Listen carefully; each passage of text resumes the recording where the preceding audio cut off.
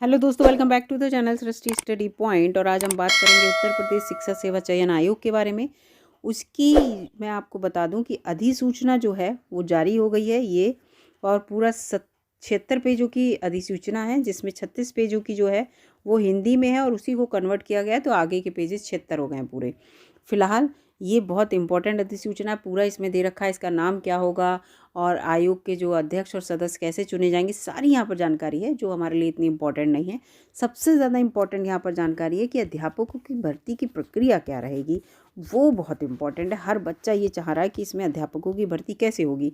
बच्चों में बहुत सारे कन्फ्यूज़न है, और आप सभी को पता है प्राइमरी से लेकर हायर तक की जितनी भी भर्तियाँ होंगी, जो डिग्री कॉलेज होते हैं एडेड, और टीजीटी पीजीटी एडेड कॉलेज वाले जो होते हैं, और प्राइमरी और अल्पसंख्यक, सब में अध्यापकों की भर्ती इसी आयोग के द्वारा होनी है। और इस आयोग के बनने का सबको इंतज़ार था, और ये लगभग 99% लगभग जो है बनकर तैयार है। थोड़ा सा बस आयोग के सदस्यों का चयन होकर ये तुरंत वर्किंग कंडीशन में आ जाएगा निश्चित रूप से। तो यहाँ पर सबसे इम्पोर्टेंट बच्चों को यही है कि किस प्रकार से हमारी भर्ती होगी, कैसे प्रश्न पत्र आएगा।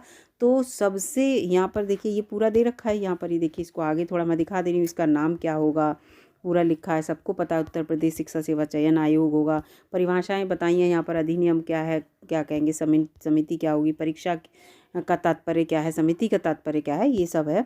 ये सब दे रखा है, किस प्रकार से चयन किया जाएगा ये सब भी लिखा है। देखिए आयोग का गठन किस प्रकार होगा, उनके कर्मचारियों का गठन किस प्रकार से होगा, ये सब दे रखा है। ये हमारे लिए इतना इम्पोर्टेंट नहीं है कि ये कितने दिनों में हो जाएगा, कितने दिनों में इनकी भर्तियां हो जाएंगी। तो लगभग 20-25 दिनों में हर हाल में आपको इसको पूरी रूप से कार्य प्रणाली में, इसको आप देख लेंगे कि अपने कार्य प्रणाली में आ जाएगा आयोग, ये डेफिनेटली। यहाँ पर हम देखते हैं कि परीक्षा का पैटर्न क्या रहेगा, आयोग क्या रखेगा अध्यापकों की परीक्षा का पैटर्न। तो पहले वहाँ चलते हैं।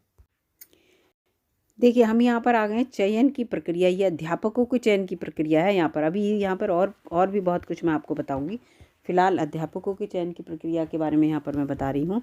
ये देखिए, वैसे तो और बहुत कुछ है कि रिक्तियों की अधिसूचना कैसे जारी करनी है, कैसे यहाँ पर जो है पूरा भर्ती का स्रोत क्या होगा, ये सब लिखा है। लेकिन सबसे इम्पोर्टेंट अध्यापकों की चयन की प्रक्रिया है, तो वो यहाँ पर ये है कि अध्यापक आवेदन पत्रों की समीक्षा, आयोग जो है आवेदन पत्रों की समीक्षा करेगा, और अध्यापक और अनुदेशक पद के संबंध में लिखित परीक्षा आयोजित की जाएगी। इम्पॉर्टेंट है, लिखित परीक्षा होगी। लिखित परीक्षा 2 घंटे की होगी, और उसमें वस्तुनिष्ठ प्रकार के आपको प्रश्न दिए जाएंगे, बहुविकल्पीय एमसीक्यू टाइप के, जिसमें सामान्य ज्ञान के और आप जिस विषय से फॉर्म भर रहे हैं उस विषय के प्रश्न भी हो सकते हैं। लिखित परीक्षा का पूर्णांक का 90% अंक आपका जोड़ा जाएगा। जो भी आप परीक्षा में नंबर लाएंगे उसके 90% अंक आपके जोड़े जाएंगे मेरिट बनाने के लिए, और 10% जो है वो साक्षात्कार से लिए जाएंगे। आपके जितने भी नंबर साक्षात्कार में आए हों उसके 10% अंक जो हैं आपके साक्षात्कार में साक्षात्कार के जोड़े जाएंगे। टोटल 100% मार्क्स आपके हो जाएंगे, फिर उससे मेरिट बनेगी। और जहाँ साक्षात्कार नहीं होगा तो टोटल लिखित परीक्षा का जो पूर्णांक है उसका 100% 100% जो भी नंबर आएंगे वो आपके प्राप्तांक में, वो आपके जो हैं पूरी मेरिट बनाने में काम करेंगे। उसमें जो है आपका साक्षात्कार नहीं होगा। तो याद रखिएगा, जिन परीक्षाओं में अब तक साक्षात्कार होता आ रहा है तो उनके साक्षात्कार के केवल 10% अंक जुड़ेंगे, याद रखिएगा। और जिन परीक्षाओं में साक्षात्कार नहीं होता है तो उनकी लिखित परीक्षा होगी, और 100% अंक जो हैं वो लिखित परीक्षा के जोड़े जाएंगे। अब यहाँ पर सबसे ज़्यादा इम्पॉर्टेंट ये है कि क्या हमारी एकेडमिक मेरिट जुड़ेगी। तो यहाँ कहीं भी नहीं लिखा है कि आपकी एकेडमिक मेरिट जुड़ेगी। एकेडमिक मेरिट बिल्कुल भी नहीं जुड़ेगी, याद रखिएगा, इसमें ये लिख रखा है। तो पूरा लिखा है, लिखित परीक्षा जो है आपके जिला मुख्यालय के विभिन्न केंद्रों पर होगी। और तो जो बच्चों को कन्फ्यूज़न है कि एकेडमिक नंबर भी हमारे जुड़ेंगे, यहाँ पर ऐसा कुछ भी नहीं लिखा है। लेकिन यहाँ पर एक बात ये लिखी है कि अगर आपके नंबर जो हैं वो समान आते हैं, और जो हायर एजुकेशन के लिए फॉर्म भरते हैं जो बच्चे, तो उनके लिए एक चीज़ बस इतना हो जाएगा कि उनके साक्षात्कार में अगर समान नंबर आ गए तो उनकी जो और चीज़ें हैं उसमें, जैसे कि ये है अधिकतम अनिवार्य अर्हता का अधिकतम प्रतिशत, PhD JRF net, PhD JRF net, PhD, ये सब लिखा है। इन सब को देखा जाएगा। इसके साथ साथ अगर ये भी समान हो रहे हैं इन सब के नंबर भी, तो आपके जो पीजी में नंबर होंगे वो देखे जाएंगे। अगर वो भी समान होंगे तो आपका अल्फ़ाबेट देखा जाएगा, जिसका अल्फ़ाबेट पहले आता है उसको प्रेफरेंस पे रखा जाएगा। इस तरह से यहाँ पर दे रखा है ये पूरा ये देखिए अंक समान होंगे तो अभ्यर्थी का नाम जो अधिकतम आयु का, आयु भी यहाँ पर है, ठीक है। यहाँ पर अल्फ़ाबेट से पहले आयु का इशू है। अगर आपकी आयु ज़्यादा है और आपका अल्फ़ाबेट भी सेम बैठ रहा है तो आयु जिसकी ज़्यादा है उसे उच्च स्थान पर रखा जाएगा। तो यहाँ पर इस तरह से ही पूरा दिखाया गया और बच्चे इसी को लेकर परेशान हैं और इससे यहाँ पर और कुछ नहीं है। और उसके साथ साथ यहाँ पर ये देख लीजिए, जहाँ साक्षात्कार लिया जाना आवश्यक है वहाँ साक्षात्कार के लिए 10% अंक रखे जाएंगे। साक्षात्कार के अंक के लिए मार्गदर्शी सिद्धांत होगा, सामान्य ज्ञान के प्रश्न होंगे, वस्तुनिष्ठ मतलब व्यक्तित्व परीक्षण होगा, इस टाइप के प्रश्न होंगे, अभिव्यक्ति की योग्यता से संबंधित आपके प्रश्न होंगे। तो इस तरह से आपसे क्वेश्चन पूछे जाएंगे। और लिखित परीक्षा में उत्तीर्ण अभ्यर्थियों में से साक्षात्कार के लिए जो अभ्यर्थी बुलाए जाएंगे वो 3 से 5 गुना अभ्यर्थी बुलाए जाएंगे, जैसा कि आयोग उचित समझे वैसा।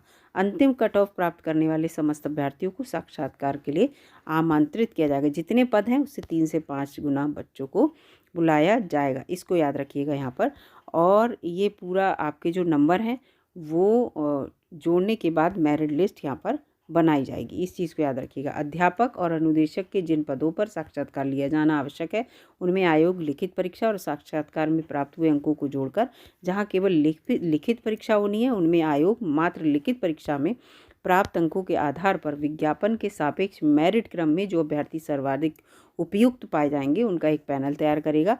यदि एक से अधिक अभ्यर्थियों की मेरिट समान होगी फिर वही बात है, तो ऐसी स्थिति में सर्वप्रथम लिखित परीक्षा के अंक देखे जाएंगे और लिखित के भी समान होने पर साक्षात्कार के प्राप्त अंकों को देखा जाएगा। फिर वही अगर दोनों भी अंक समान है फिर ये कहानी यहाँ पर आपको मैं पहले ही बता चुकी हूँ।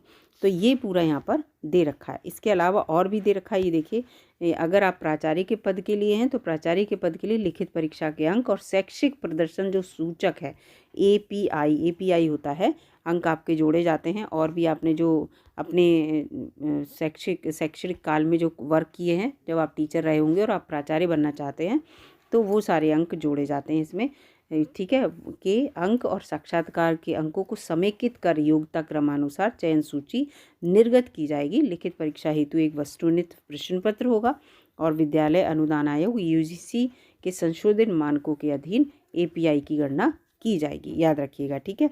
तो ये सब यहाँ पर, और जो भी कॉपी होंगी वो उनका मूल्यांकन कंप्यूटर के द्वारा कराया जाएगा या परीक्षक के द्वारा कराया जाएगा, जैसा भी उन्हें लगेगा ये वैसा ही करेंगे यहाँ पर। इसके साथ साथ अगर ये कोई फॉर्म भरा जाता है और मान लीजिए उस फॉर्म में 3 साल तक कोई काम नहीं होता, यानी कि अगर कोई विज्ञापन निकला है और विज्ञापन जो है उसकी प्रक्रिया प्रारंभ नहीं हुई 3 साल तक, तो उस विज्ञापन को रद्द भी कर दिया जाएगा और फिर से दोबारा विज्ञापन निकलेगा। उसको भी मैं यहाँ पर आपको दिखाती हूँ कहाँ लिखा है। ये देखिए ये पूरा लिखा है, 3 वर्ष के अंदर विज्ञापित पदों के सापेक्ष अगर प्रक्रिया प्रारंभ नहीं होती है तो विज्ञापन रद्द कर दिया जाएगा और पुनः विज्ञापित करने का अधिकार होगा।